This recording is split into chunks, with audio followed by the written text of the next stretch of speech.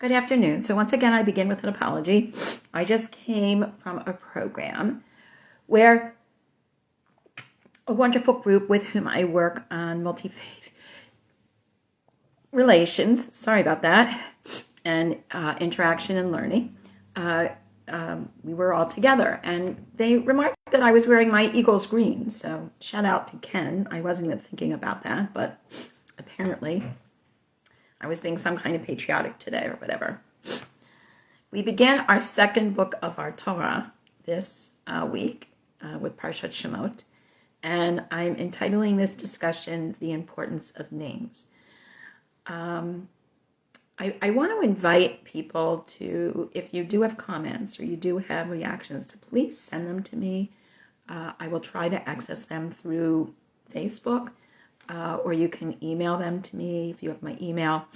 You can message me if you're accessing me on Facebook, so you can get to me through my messaging app.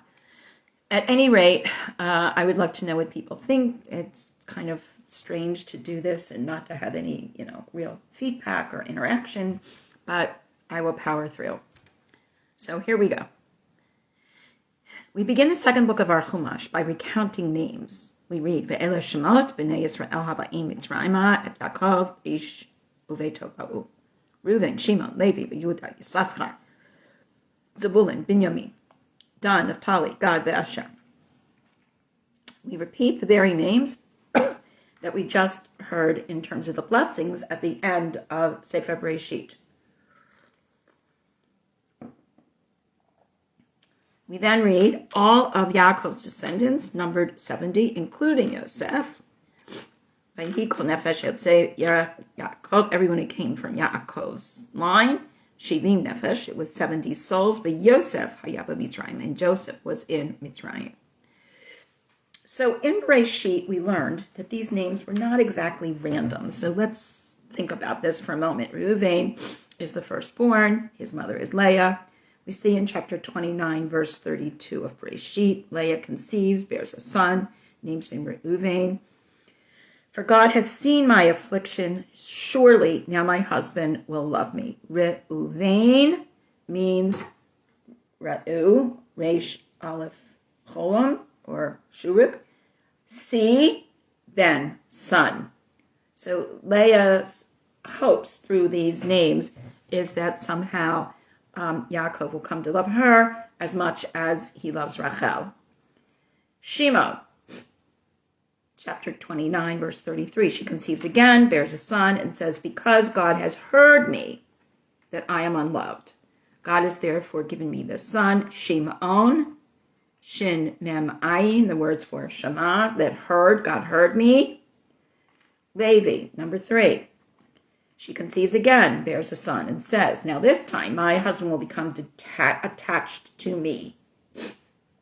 Levi sounds like the Hebrew word for attached, to accompany, to be with. That's Levi. And Yehuda, the 4th time, this is verse 35 of chapter 29. She conceives again, bears a son.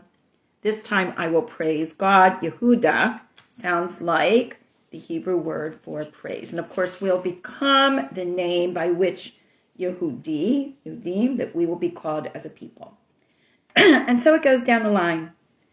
Notice that there is a connection between the names that are given and the interrelational aspirations that Leah expresses regarding God in her life, as well as blessing her interactions with her husband.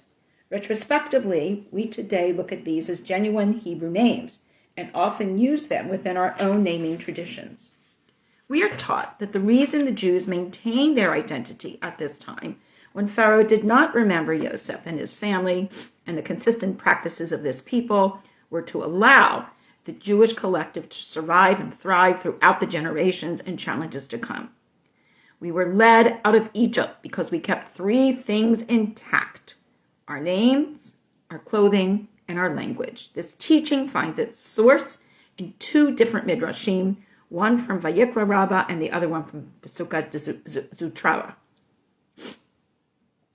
Rav Huna Amar b'Shem Bar Kapra b'Shvil Arba'a Dvarim. For 4 things, Nigalu, the Jews the Israelites were brought out of Egypt. Shalosh shanu et shemam, they did not change their names.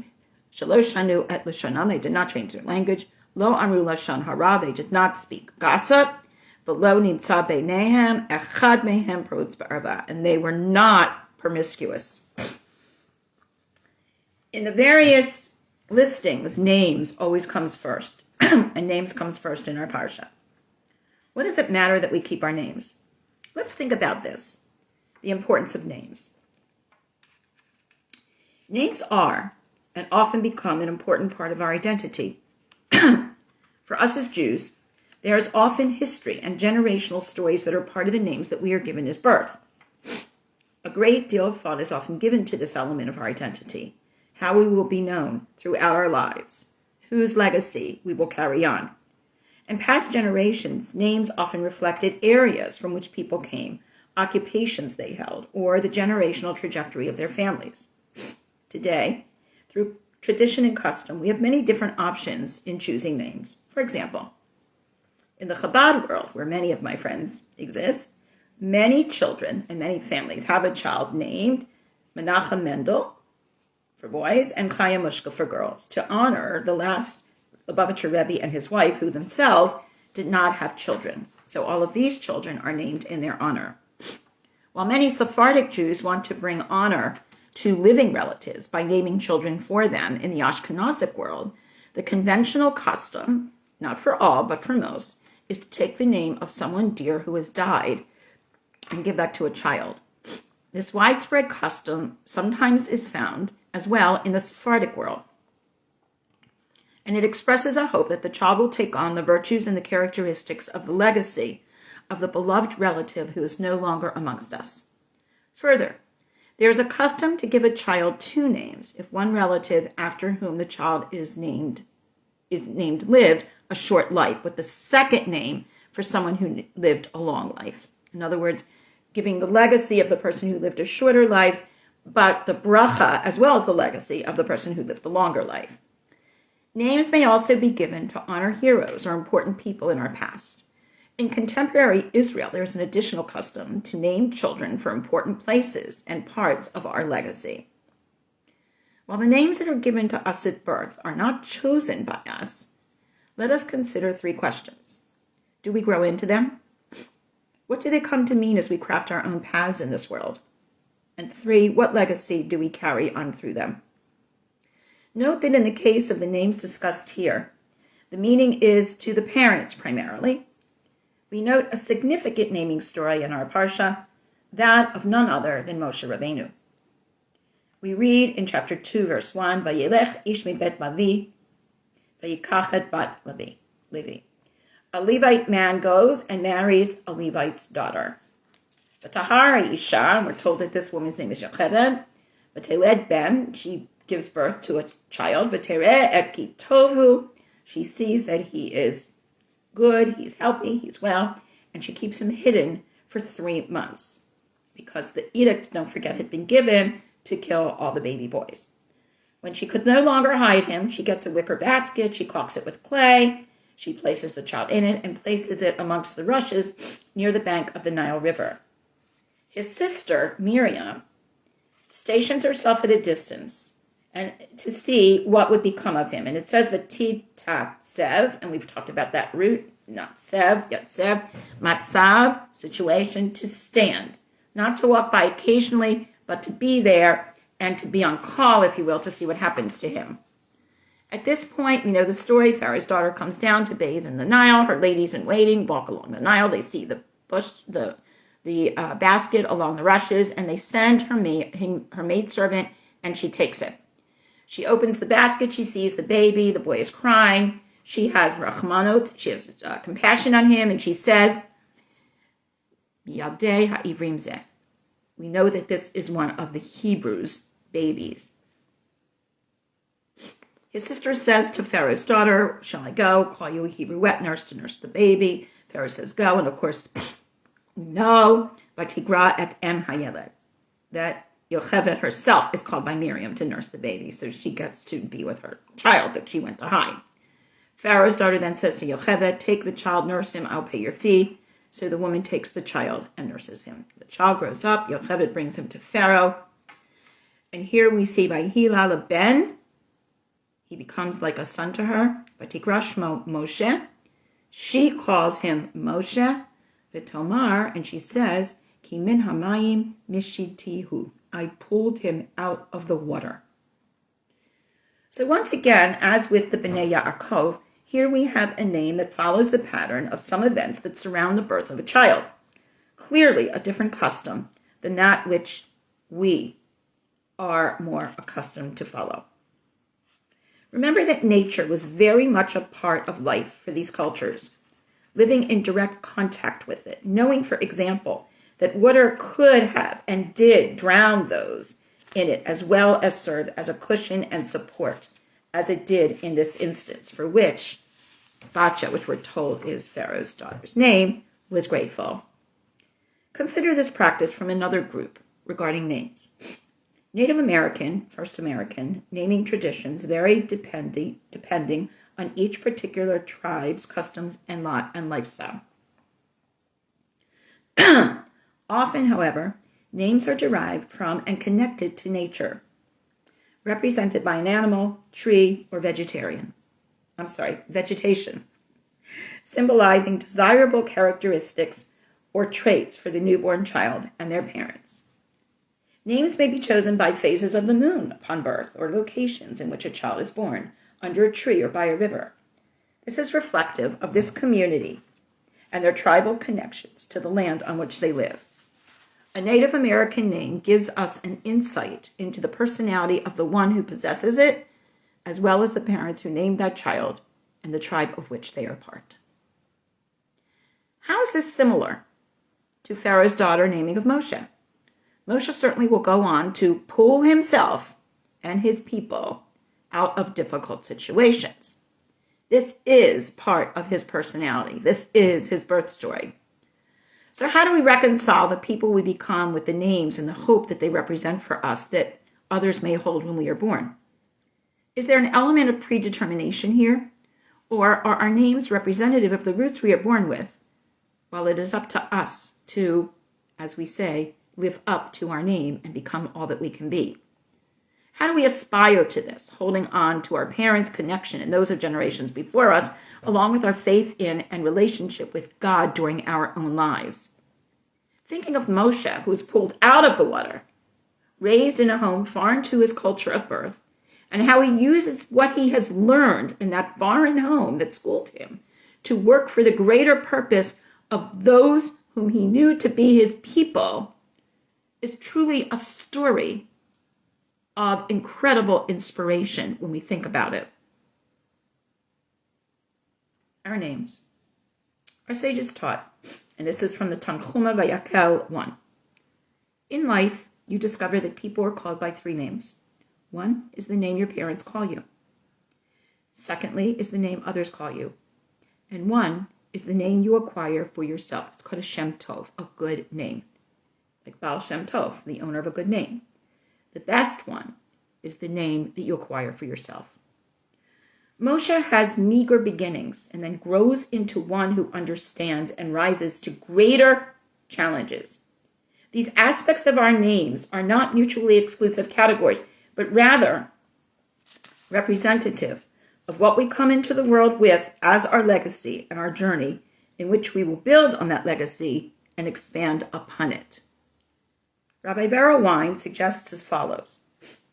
There is a Jewish tradition attributed to the Kabbalistic masters that one should recite a verse containing one's name, or the first and last letters of one's name, before stepping back at the conclusion of the silent Amidah. This is to allow one to remember that one's name, even in the hereafter, is important. For in a name lies our soul, our self. That is why Jews always placed great emphasis on naming a child. For in that name there lays the history and the past of the family and the hopes and blessings for the newborn success, Jewish success, in life. In other words, their future.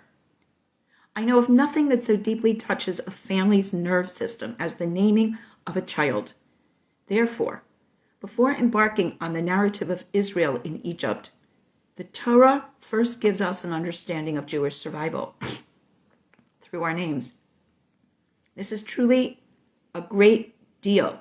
There is truly a great deal found in our names, for that will be the key to the eventual redemption and exodus of Israel from Egyptian slavery. And we will hopefully know who we are by our names. A bit later in our Parsha, we learn as follows. Chapter 3, verse 6. Vayomer Anochi Elokei, Avicha Elokei, Aram Elokei, Yitzhak Elokei, Yaakov Yistar, Moshe Panav Ki Yarei Mehabit El Elokim. God says, I am the God of your father, the God of Abraham, the God of Isaac, the God of Jacob. Moshe hides his face since he's afraid to look at God. God then says, I have seen the affliction of my people. I have heard their outcry. I have come down to rescue them. And now the outcry of the Israelites has certainly reached me. And I have also seen the oppression to which the Egyptians are subjecting them. Now go, I will send you to Pharaoh. You will take my people, the Israelites, out of Egypt. Moshe says to God, Vayomer Moshe Elohim, Mi anochi ki elecha paro v'ki yotzi et bnei Yisrael miMitzrayim. Who am I that I will go to Pharaoh and have my people taken out of Egypt? Remember, earlier he says, how can I go? Or later in the book, he will say, how can I go to Pharaoh when my own people don't listen to me? Who am I to go to Pharaoh? God says, don't worry, I will be with you. I will give you a sign. When you take the people out of Egypt, you will serve God on this mountain. Moshe then says to God, I am going to come to the Israelites and say to them, Elokei avotechem shalachani elechem, v'amru li ma shemo, ma omer lehem. I'm going to come to the Israelites, as you've said, God. And I'm going to say, the God of the forefathers, of your forefathers, has sent me to you. But they're going to ask me, what is God's name? What shall I tell them? Vayomer Elokim el Moshe, Ehyeh asher ehyeh. God says to Moshe, you tell them, I will be just as I will be. God then says, you must say to the Israelites, Ehyeh shalachani alechem. I will be, in other words, that's the name here, sent me to you. Notice here we have another naming of sorts, that of God. Through mere words, look at how history and past chapters of a journey is conveyed and how presence is conveyed in these verses. So it is with us as well. Through our actions, through continuing the habits of our past generations, such as honorable behavior, through maintaining our distinctive identity through our names, our dress, our language, our food, and so much else in our lives. We can then use the names given to us by others and grow it into the name we achieve for ourselves. As Pharaoh's daughter was the one who named Moshe, and through the incident of his birth of being pulled out of the water, acquires this characteristic, if you will, of pulling people out of tzarot, out of problems. But that he did through achievement on his own level. And so we too are given a legacy, we're given a start, but we have to achieve that Shem Tov, that acquired name for ourselves. Our names may be seen by some to limit in that they define, but our names can also come to label and represent great aspirations as we live up to all that they convey, as we develop our own Shem Tov, our own acquired good name, as taught by our rabbis. Shabbat Shalom to all, and use your names well. Lehitraat.